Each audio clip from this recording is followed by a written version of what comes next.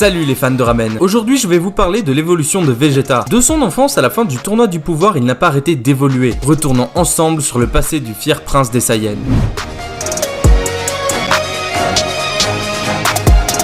Enfant, Vegeta était considéré comme un prodige par son père et les autres Saiyans. Il était mis sur un piédestal et on pensait même de lui qu'il était le Saiyan légendaire dont parlait la légende. Il s'est forgé un caractère égocentrique et il a développé une très forte fierté ainsi qu'une très grande confiance en lui. Il pensait être supérieur aux autres au point de négliger tout le monde, même son propre petit frère.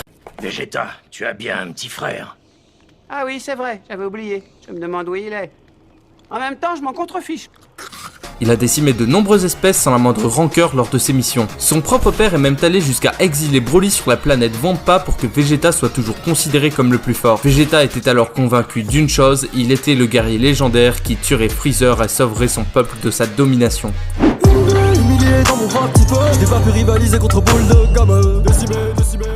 Vegeta se montre ici comme un guerrier d'élite surclassant tout le monde. Il est arrogant et considère Goku, ou Kakarot comme il le dit, comme un guerrier inférieur. Il n'a que faire de la mort de Raditz, puisqu'il a perdu, il n'a plus aucune importance à ses yeux. La seule chose qui importe Vegeta, c'est de devenir immortel grâce au Dragon Ball et pouvoir venger les Saiyans en tuant Freezer. Il n'aura d'ailleurs aucune pitié à tuer Nappa qu'il jugera inutile et faible puisqu'il a échoué face à Goku.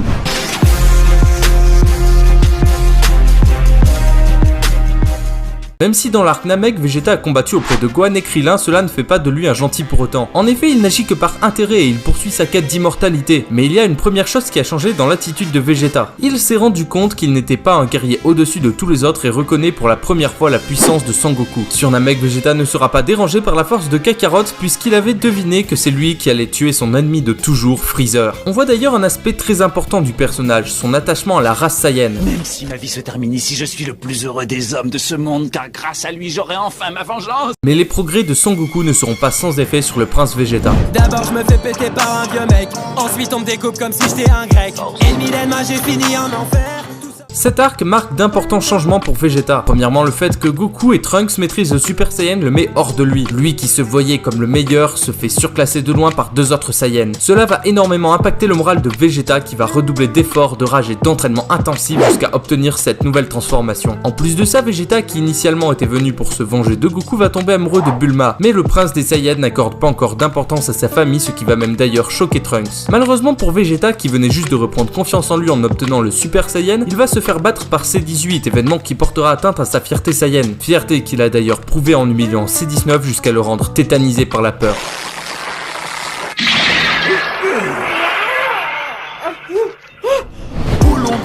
Dans le beat, la digestion n'est pas facile à ni dans le body, ça se trouve.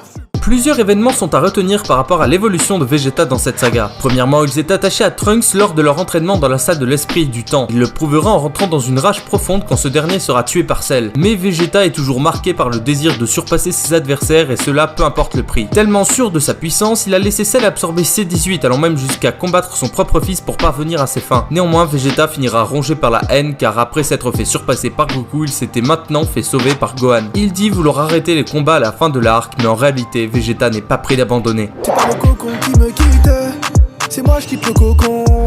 Je veux grailler du chocolat. C'est selon moi l'arc le plus important concernant l'évolution de Vegeta. D'abord, on sait que malgré les événements de l'arc Cell, il n'a pas arrêté de s'entraîner puisque c'est une chose qu'il reproche à Gohan en sortant de sa salle d'entraînement. Vegeta semble s'être apaisé, mais c'était avant qu'il constate la puissance que Goku avait acquérie en 7 ans lors de son combat contre Yakon. Vegeta, fou de rage car il regrette alors son ancienne personnalité, se laisse posséder par Babidi pour redevenir celui qu'il était avant et gagner en puissance. Mais ce qui marque le plus le personnage, c'est son sacrifice contre Boo. Même si ce n'est pas ce dernier qui a achevé le monstre, ce sacrifice a un sens très important, c'est la première fois que Vegeta donne sa vie pour sauver les gens qu'il aime. Tout le monde se souvient du discours de Vegeta à la fin de la saga. Il comprend que la haine l'avait aveuglé et que contrairement à lui, Goku ne se battait pas pour tuer ses adversaires mais pour protéger les êtres qui lui sont chers. J'ai découvert que j'avais un cœur et que j'aimais ma famille. Tu es le seul ami que j'ai jamais eu. Tiens bon Son Goku.